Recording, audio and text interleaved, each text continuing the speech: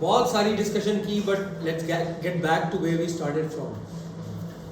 सबसे पहले हमने डिस्कस किया था कि एक अकाउंटेंट अकाउंट्स डिपार्टमेंट में और फाइनेंस डिपार्टमेंट में क्या डिफरेंस होता है। अभी तक जितना मैंने आपको पढ़ाया ये सारा क्या था, accounting, how to record a transaction, simple. What does a financer do, what does a finance manager do. Finance manager का काम है कैश फ्लोज को मैनेज करना, प्रॉफिट एंड लॉस की गियरिंग को मैनेज करना, एक्सपेंस को रिकॉर्ड करना अकाउंटेंट का काम है। फाइनेंस मैनेजर का काम है कि एक्सपेंस को नीचे लेकर आना। अकाउंटेंट का काम है कि वो वाउचर पोस्ट करके 100 रुपए की इन्वेंट्री को क्रेडिट कर दे और सीओजीएस को 100 रुपए से डेबिट कर दे। बट फाइनेंसर का क्या काम है, कोशिश करना कि वो जो 100 रुपए की सीओजीएस है वो कम हो जाए। अब हम कुछ terms, I keep throwing terms at you. there is something called top line, there is something called bottom line. What is a top line and what is a bottom line? Expense or sales? Google what is a top line. So top line and bottom line क्या होती है, आपको ये terms नजर आएंगी। हमने ये एक P&L बनाई, right, sales, COGS, gross profit, expense. This, ये सबसे, इस P&L की सबसे ऊपर की लाइन कौन सी है, सेल्स। सबसे नीचे की लाइन क्या है, नेट प्रॉफिट। Net profit. ये टॉप लाइन है, ये बॉटम लाइन है। ठीक है, वही है। ये समझ आ गई, मैं वैलिडेट करना चाह रहा था। टॉप लाइन सेल्स होती है, बॉटम लाइन नेट प्रॉफिट होती है। क्योंकि हम एचआर पढ़ चुके हैं, हमें इस बात का अंदाजा है कि हमने केपीआईज बनाने हैं। हाँ, तो हमें ये भी पता है कि टॉप लाइन का मैंने टारगेट किसको देना है, किसको देना है टॉप लाइन का target, Salesman. Sales, marketing, brand manager. इन्हीं लोगों को मैं टॉप लाइन का टारगेट दूंगा ना। अकाउंट्स वाले को टॉप लाइन का टारगेट दूंगा तो वो केपीआई चलेगा क्या? नहीं।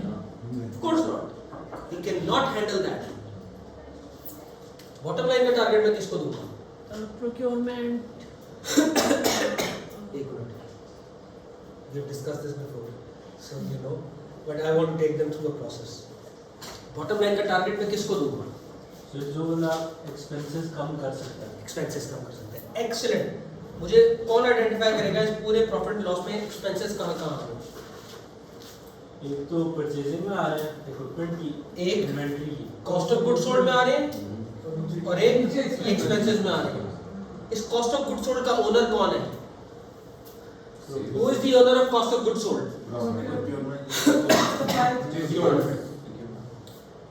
I'll use the word owner again. Who is the owner of cost of goods sold? Supply chain. हमें ये बात याद रखनी है। Who is the owner of cost of goods sold? Supply chain. Who is the owner of expenses? Operations. It can be operations, it can be admin.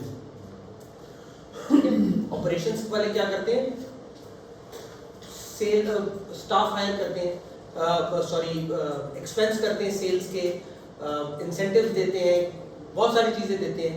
HR वाले क्या करते हैं, सैलरीज पे करते हैं, दे पे केपीआई इंसेंटिव्स। मार्केटिंग वाले क्या करते हैं, एडवर्टाइजिंग करते हैं। मार्केटिंग वाले XYZ काम करते हैं, तो मार्केटिंग वाले भी एक्सपेंस को रिड्यूस कर सकते हैं। तो मार्केटिंग वाले टॉप लाइन के तो ओनर्स थे, बट ये लोग भी तो ओनर्स है ना। ये खाना बनाते हैं तो 100 रुपए की चीज़ अगर मैंने डालनी थी, हो सकता है वो 1 ग्राम के बजाय 2 ग्राम डाल दें, 200 की चीज़ डाल दें। तो जो मेरा ऑपरेशंस डिपार्टमेंट है वो भी तो कर रहा है ना, वो तो रिस्पॉन्सिबल है ना। मेरा ब्रांच मैनेजर है जो AC डाउन टाइम में बंद कर सकता है, 26 पे रख के मेरी बिजली का बिल कम कर सकता है, वो 18 पे रखता है। तो ऑपरेशन वाला भी इसका रिस्पॉन्सिबल है इस एक्सपेंस का। तो इस एक्सपेंस के अंदर HR भी इन्वॉल्व है बिकॉज ऑफ सैलरीज, ऑपरेशन भी इन्वॉल्व है बिकॉज ऑपरेशनल एक्सपेंसेस, एडमिन भी इन्वॉल्व है क्योंकि उसने रेंट की नेगोशिएशन करनी है, उसने XYZ एक्सपेंसेस पे करने, उसने ऑफिस की स्टेशनरी लानी है एडमिन वाले ने, एडमिन ने चाय लेकर आनी है, राइट। मार्केटिंग है जिसने एडवर्टाइजिंग करनी है, सेल्स है जिन्होंने सेल्स इंसेंटिव्स बांटने हैं। XYZ, any and every department can be partner in this, can be held responsible in their areas. ठीक है, इस सारे के ओनर्स हमें समझ में आ गए, इनका ड्राइवर कौन है, हु टॉक्स टू देम, इनको टारगेट कौन देगा कि भाई मेरी टॉप लाइन बढ़ाओ, सप्लाई चेन को टारगेट कौन देगा कि यार मेरी कॉस्ट कम करो, एक्सपेंस का टारगेट ऑपरेशंस को एचआर को कौन देगा यार मेरा खर्चा कम करो, finance is the driver of your profit and loss, he is responsible for the gearing ratios, he is responsible to make sure your profit is enough, he is the owner of profit and loss statement, which is comprised of 6 different things that are owned by 6 different departments or 10 different departments. P&L is comprised of 6 different heads जिनके अलग अलग owners हैं, but इस P&L का owner कौन है? Finance. You need to understand. Balance sheet, इसमें cash का ओनर कैशियर है, अकाउंट्स रिसीवेबल इन्वेंट्री का ओनर जो है वो स्टोर है, वेयर हाउस है, अकाउंट्स रिसीवेबल का ओनर आपका रिसीवेबल मैनेजर, रिकवरी मैनेजर है, लायबिलिटीज का ओनर आपका प्रोक्योरमेंट डिपार्टमेंट है, उन्होंने सप्लायर्स को पे ऑफ करना है. These are owners of these different layers of a balance sheet. Who is responsible for this balance sheet altogether? Accounts. Is finance manager. Finance. ठीक है? Finance has to make sure that I have enough cash to pay off my liabilities. If I don't have enough cash, what do? I call up my recovery manager कि यार मेरे receivables में से मुझे पैसे निकाल के दो. मैंने अपने एक्सपेंस पे करना. मैं एक सीईओ हूँ, I got to talk to marketing manager की मार्केटिंग कैंपेन्स अच्छी करें, और फाइनेंस मैनेजर क्या करे, कहेगा उसे अच्छी करो मगर सस्ती करो. I am a CEO, I have to talk to the sales head, sales बढ़ाओ. फाइनेंस मैनेजर क्या कहेगा, कैश सेल्स बढ़ाओ, क्रेडिट कम से कम रखो, I need cash. I am a CEO, I'll tell procurement department to buy enough stocks so my sales department doesn't get hurt. हमने क्या बात की थी, I am a founder, I am focused towards building my sales. मेरा सबसे बड़ा focus क्या है, sales. I am leading the sales department, I am leading the marketing department, I am leading the procurement department. Finance manager का KPI क्या है, यार purchase करो, 100 की जगह 200 चीजें परचेज करो, लेकिन make sure you bye them at the right price. मैं सीईओ हूं, मैं कहता हूं कि जी मेरे पास अगले महीने 100 यूनिट्स मैंने बेचने हैं, तो I want you guys to buy 100 units. Sales वाला कहता है कि सर हो सकता है मैं 120 बेच दूं, प्लीज 20% का कुशन रखें, let me buy 120 rupees of stock. Finance manager के इस पे क्या एतराजात हो सकते हैं? पहला एतराज होगा यार जो 120 रुपए की चीजें खरीद रहे हो, मेक श्योर कि वो 120 यूनिट जो आप खरीद रहे हो, प्लीज 120 यूनिट जो आप खरीद रहे हो, मेक श्योर कि वो लोएस्ट पॉसिबल कॉस्ट में आपने खरीदने हैं. व्हाई? लोएस्ट पॉसिबल कॉस्ट में खरीदूंगा तो मेरी कॉस्ट ऑफ गुड सोल्ड जो है कम होगी और मेरा प्रॉफिट ज्यादा होगा, since I am the owner of profit, right? So पहला फाइनेंस मैनेजर का एतराज क्या है, buy it at the cheapest price. ठीक है. दूसरा एतराज उसका क्या होगा, यार तुम 120 क्यों खरीद रहे हो, मैं कैश फ्लो भी तो मैनेज करना है ना.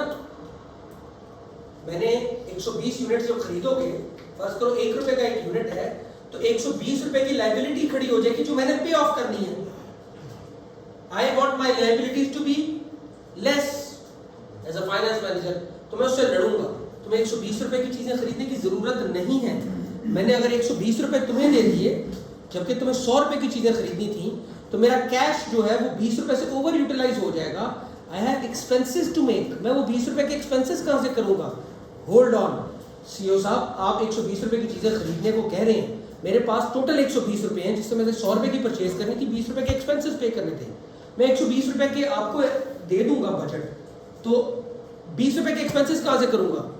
गिव मी अ लोन, या इंक्रीज योर शेयर कैपिटल, या डिक्रीज योर ड्रॉइंग्स. महाजन ने यहाँ पे, अब हम यहाँ पे आते हैं, भाई साहब मेरे पास तो 120 रुपए पड़े हुए ना टोटल, आप कह रहे हैं 120 रुपए को, तो 20 रुपए के एक्सपेंसेस कहाँ दूंगा, या मेरा शेयर कैपिटल बढ़ाएं.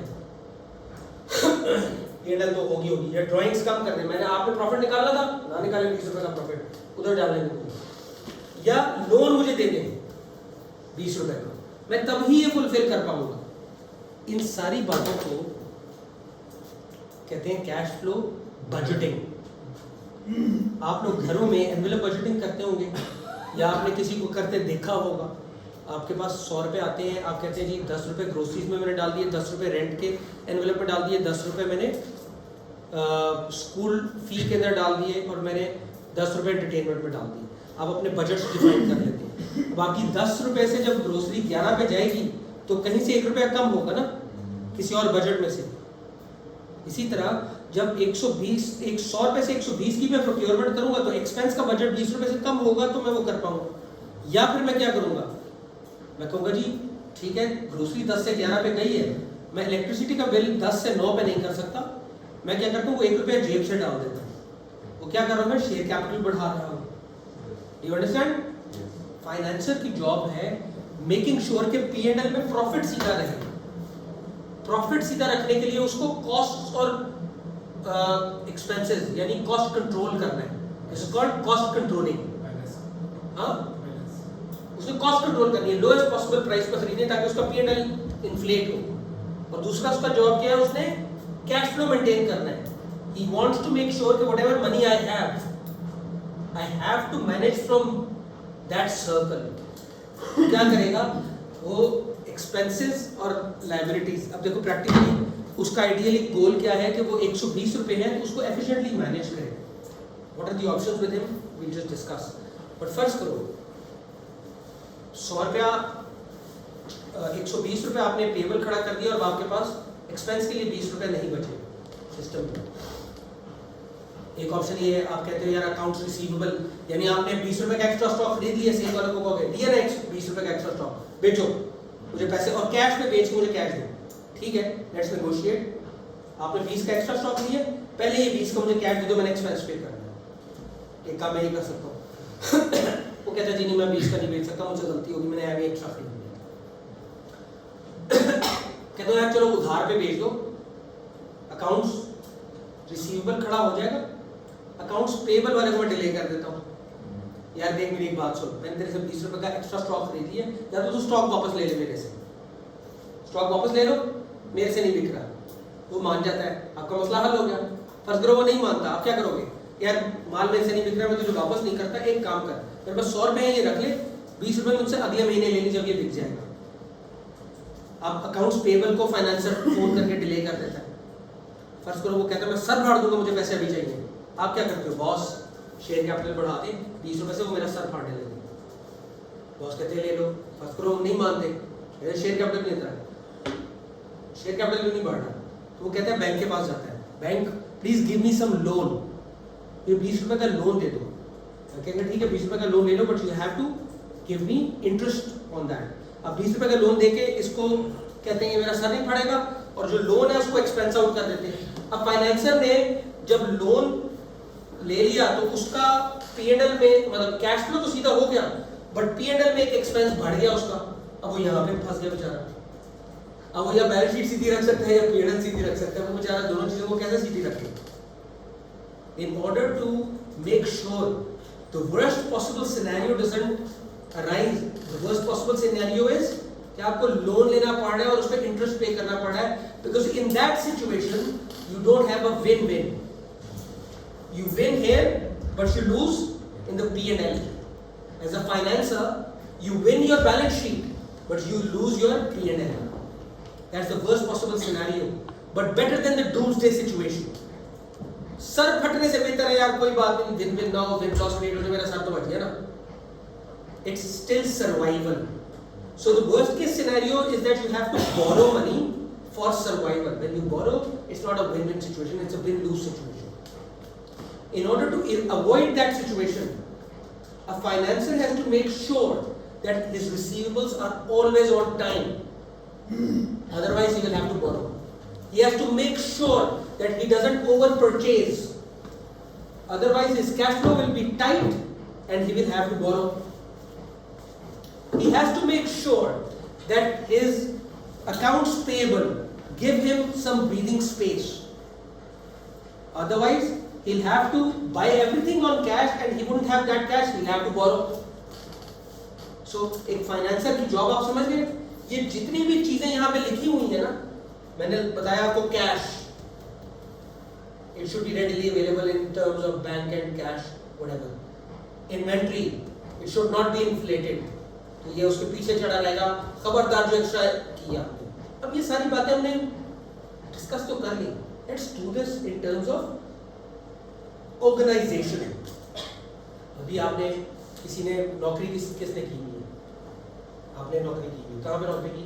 मैंने किसी मोबाइल कंस्ट्रक्शन कंपनी की As a procurement engineer. procurement engineer. आप कोई भी चीज प्रोक्योर करना चाहते थे, उसका आप एक प्रोक्योरमेंट वर्क ऑर्डर बनाते हाँ थे, जी, उस वर्क ऑर्डर को साइन कौन करता था? उसको साइन हायरार्की होती थी। हायरार्की बताएं। सबसे पहले तो वो साइन करते थे हमारे जीएम, जनरल मैनेजर, आपके GM? जो मेरे जीएम थे डिपार्टमेंट के, वो उसके बाद वो साइन करते थे, क्या कहते हैं, वो फाइनेंस और अकाउंट्स में चला जाता था, वहाँ से साइन होता वहाँ से साइन। अब यहाँ रुक जाओ, ठीक है? साहब ने ये बताया कि मैं एक प्रोक्योरमेंट मैनेजर था, मेरा GM साइन करता था पहले। GM क्या करता होगा? GM साइन क्यों करता होगा? GM ये देखता होगा कि यार इसने डिमांड की है, ये ठीक की है कि नहीं की?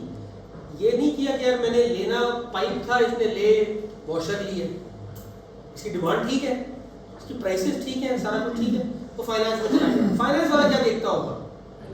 ये जितनी जरूरत है उससे ज्यादा तो नहीं ले रहा, वरना मेरा कैश फ्लो डिस्टर्ब हो जाएगा। दूसरी चीजों क्या देखता था? ये 100 की लेनी थी, 110 की तो नहीं ले रहा, मेरा P&L हिल जाएगा। ये दो चीज देखेगा, साइन कर देगा। उसके सिग्नेचर का मतलब ये है कि मैंने वो चीज, as a CEO what you do is, आप लोग अपनी वर्क फ्लो ऐसा डिजाइन करते हैं कि जो शख्स जिस पैरामीटर का ओनर है, please listen to this carefully, आप अपना वर्क फ्लो ऐसे डिफाइन करते हैं कि जो शख्स, जो डिपार्टमेंट जिस पैरामीटर का ओनर है, उस पैरामीटर का चेक एंड बैलेंस क्रिएट करने की उसको अपॉर्चुनिटी पूरी मिले। मैं अपने प्रोक्योरमेंट मैनेजर को कहता हूं यार सस्ता खरीदना, कम खरीदना, वो कर लेगा? नहीं करेगा।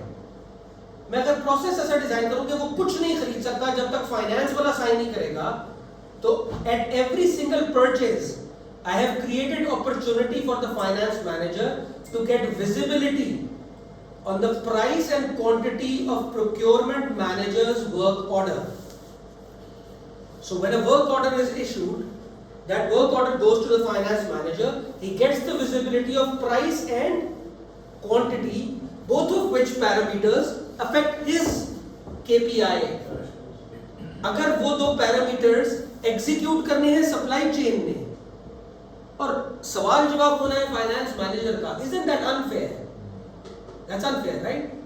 कि प्रोक्योरमेंट मैनेजर एक चीज महंगी खरीद लेता है या जरूरत से ज्यादा खरीद लेता है, आप फाइनेंस मैनेजर को डांट रहे हैं या उसका KPI काट रहे हैं, किया उसने भुगत फाइनेंस मैनेजर रहा है, उसकी बॉटम लाइन भी खराब होगी, उसका कैश फ्लो भी डिस्टर्ब हो गया। So what do? You build the process flow such that कि वो इसकी इजाजत से कुछ नहीं कर पाएगा, ये इजाजत देगा तो इसका मतलब है he is accepting that purchase order and he is responsible for his bottom line and his cash flow. So this as a CEO is the critical most department कह लें आप उसको, या critical most area of building an organization. You build an organization such that आपने जिसका KPI रख दिया, उस KPI को कंट्रोल भी देना है कि वो अपना KPI मैनेज कर सके। अगर तो सप्लाई चेन मैनेजर को आपने कहा जो दिल करता है परचेज कर ले, तो फाइनेंस वाले से आप सवाल नहीं पूछ सकते, उसको KPI नहीं दे सकते, then he is a useless person just observing what's happening. He doesn't have a say in that. So CFO has to have that rights, that control, that if he says that this is not what I approve, procurement नहीं हो सकती। ये भागा भागा जाएगा founder के पास, founder कहेगा क्यों नहीं आप अप्रूव करोगे कि मेरी बॉटम लाइन हिल जाती है, वो कहता है कि जी ठीक है, आई एक्सेप्ट बॉटम लाइन हिलना, मैं तुम्हें नहीं इस पे पकड़ूंगा, परचेज कर लो, डजंट मैटर। अब फाइनेंस वाला बयूज जमा होगा, राइट?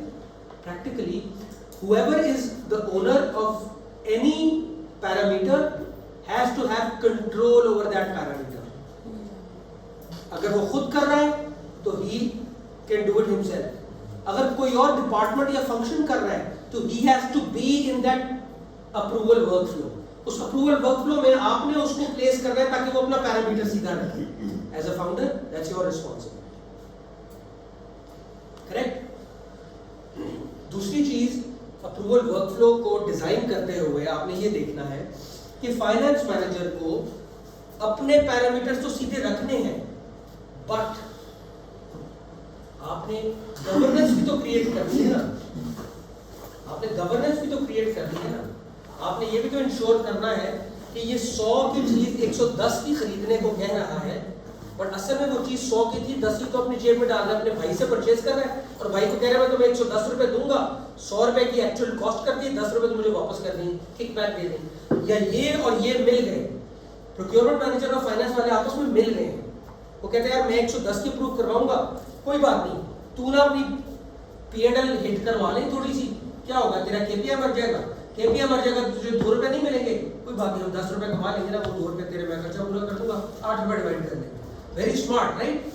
जो KPI से आपने इंसेंटिव देना है, उससे बड़ी चोरी अगर वो कर ले, आपने उसका पैरामीटर अचीव करने के ऊपर उसको इंसेंटिव या शाबाशी देनी थी कि बेटा ये P&L भी सीधी रखना, बॉटम लाइन कैश फ्लो भी सीधा रखना, मैं तुम्हें 2 रुपए इनाम दूंगा. प्रोक्योरमेंट वाला कहता है तूने बॉस से जो 2 रुपए लेने हैं, बोली बोल हम 10 रुपए की चोरी कर लेते हैं. जब 2 रुपए से ज्यादा की कोई भी चोरी उसके लिए तो बहुत लुक्रेटिव है ना. So is getting more. हम क्या करते हैं 2 रुपए की तू कुर्बानी दे दे, 8 रुपए हमारे पास नेट एक्स्ट्रा ही बचेंगे, 4 डिवाइड कर लेंगे. It make sense. ये अपना पैरामीटर ही छोड़ दे, KPI अचीव करना छोड़ दे. So what do you do? Then there is a third department, it's called compliance, it's called internal audit department. इनका KPI पता क्या है? What is there KPI? To find out who is doing malpractice. Any malpractice they do, they get incentivized. आप कहते हैं यार तुमने ना चोरी पकड़नी है, जितनी चोरियां पकड़ोगे तुम्हें 2 रुपए मिलेंगे, ठीक है? वो इनकी चोरी पकड़ता है, 2 रुपए इसको मिलते हैं, नेट 2 रुपए आपने इनको दे दिए. अगर इसने अपना इंसेंटिव पूरा कर दिया तो इसको कुछ नहीं मिलेगा क्योंकि इसने चोरी नहीं पकड़ी. अगर इन्होंने चोरी कर दिया तो इसने पकड़ लिया तो इसको 2 रुपए आप दे देंगे, इनको कुछ नहीं मिलेगा. आपके 2 ही लगे ना at the end of the day आपको. लेकिन ख्वाब सबको अलग अलग दो. देखो आपने सबको KPI दे दिया. In absolute terms everyone is aiming for 6 rupees. 3 department है, तीनों अगर जीत जाए तो 6 मिलेंगे, आपके 2 ही लगेंगे. बिकॉज ये जीतेगा ना तो इंटरनल ऑडिट फेल हो जाएगा, इंटरनल ऑडिट जीत जाएगा तो ये इनको कुछ नहीं मिलेगा. ठीक है? So the cost of a competitive KPI is always less. The value, perceived value of a competitive KPI is always more. And that's the kind of system that makes people work. They aim for a higher thing. Remember, when 20 people run for a race, there's only one winner. But all 20 of them in their head are aiming for that one position. So they're fighting for it. Correct? That's the principle of your organization's KPI as well. As a finance manager, बहुत सारी चीज़ों को उसने drive करना है. Means के बहुत सारे आपके डिपार्टमेंट्स की अप्रूवल्स उसके पास है. As a CEO, what would you want? Do you want your finance manager to be friends with everyone? No. Of course not. Of course not. You don't want your finance manager to be friends with anyone. As a founder, what do you do? If you don't want your finance manager to be friends with anyone else, what do? You do the hard, you take all the hard decisions through him, so everyone dislikes him. Okay, what do? You take all the hard decisions through the finance manager. For example, I am the CEO. मैं finance manager को ये कहता हूँ कि यार तुम्हारे पास कोई भी एडवांस लेने आएगा ना, जितना मर्जी केस हो तुमने रिजेक्ट कर देना. एडवांस दोगे तो तुम्हारा कैश फ्लो डिस्टर्ब हो जाएगा. An employee comes to me. बस मेरे सप्लाई चेन मैनेजर मेरे पास आया, sir I need an advance of 100,000 rupees. अच्छा, please go to finance, they will help you out. तो फाइनेंस मैनेजर के पास गया, finance manager sorry I cannot help you. Who does he dislike? Obviously finance manager. अच्छा फर्ज करो CEO ये कहता है कि यार मैं तो तुम्हें देना चाहता हूँ, मेरे फाइनेंस मैनेजर ने मुझे ये बोला है कि हमारे पास पैसे ही नहीं है. आई एम सॉरी यार, मैं तो बहुत सारी नौकरी करता हूँ, फाइनेंस मैनेजर से जाकर पूछो, अगर वो पैसे अरेंज कर ले तो I will probably give you that. Finance manager के पास जाएगा, मैं नहीं दे सकता। Who's the bad guy here? Finance manager has always supposed to be a bad guy. He's always supposed to take the hard decisions. He's always supposed to be the police department of your organization. Correct? That police department is policing everyone else, so they don't collude. And that person who is the finance manager also gets authority. अब ये दो चीजें, ये आपस में collude भी ना करें, उसको कुछ authority मिलेगी तो ही वो उनको कहेगा ना यार चलो प्राइसेस सस्ती करके लाओ, उसकी रिस्पेक्ट ही नहीं करते। यार एक काम करो, तुम ना प्राइसेस कम करके लाओ, मेरा P&L का टारगेट फंसा हुआ है, मैं बैलेंस शीट में आई एम फाइन, मेरे पास क्वेश्चन है, मैं तेरा एडवांस अप्रूव करवा दूंगा ₹2 का, I have already achieve 102% target, मैं वहां पे मेरे पास ₹2 का क्वेश्चन है, लेट्स बार्गेन। ये प्रैक्टिकली होता है, यार मेरा ये टारगेट पूरा करवा दो, मैं तुम्हारा ₹2 का एडवांस अप्रूव करवा दूंगा, फाइन। तो फाइनेंस वाले के पास आते हैं, यार मेरे सप्लायर की पेमेंट कर दो, my supplier is about to kill me, कहते हैं मेरे पास पैसे नहीं है। अच्छा एक काम करो, सप्लायर से बोलो कि यार ₹100 की चीज है ना, हाँ ₹90 की मुझे दे दे, मैं उसकी पिछली सारी पेमेंट क्लियर कर दूंगा। अब फाइनेंस मैनेजर ये बात क्यों कर रहा है उससे? फाइनेंस मैनेजर क्यों कह रहा है? वो कहता है यार ठीक है मैं अपनी कैश फ्लो थोड़ी सी डिस्टर्ब कर लेता हूँ, मेरी P&L सीधी हो जाएगी। अब प्रैक्टिकली देखो आप क्या करते हो, आपके पास जब पेमेंट लेने कोई आता है आप क्या कहते हो, यार थोड़ा सा डिस्काउंट कर दो, मेरी P&L सीधी हो जाएगी, ₹100 लेने थे ना 98 ले लो, ₹2 का डिस्काउंट कर दो, अभी सारे पैसे ले लो। ऐसे ही करते ना आप। या आपके पास कोई बंदा सामान लेके आता है बेचने के लिए, आप उसको वो कहते हैं कि जी 1 महीने का उधार ले मेरे से, आप उसको क्या कहते हो, यार जो ₹100 की चीज मुझे दे रहा है ना, तो महीने का उधार मुझे मत दे, मेरे से कैश ले ले, लेकिन मुझे ₹90 की दे दो। क्यों? आपका टारगेट उसका है P&L को सीधा करना। एज अ ओनर ये आप करते हैं लाशुरी तौर पे बहुत ज्यादा, but you not thinking in terms of P&L and balance sheet. You thinking यार मेरे पास पैसे पड़े हुए फालतू, मैं इसको पैसे दे देता हूँ, डिस्काउंट ले लेता हूँ, या आपके पास पैसे जेब में नहीं है, वो ₹100 की चीज है, यार तू ₹105 की मुझे बेच दे, लेकिन पैसे महीने बाद ले ली, मेरी P&L को फर्क नहीं पड़ता, मेरा कैश फ्लो इस वक्त फंसा हुआ है। You understand? You understand? You guys have any questions? Let's discuss questions. Run the iterations through accounting principles. Time is over. Anyone wants to go? They can go. Anyone wants to ask questions? The floor is open. We've recorded this lecture for you guys.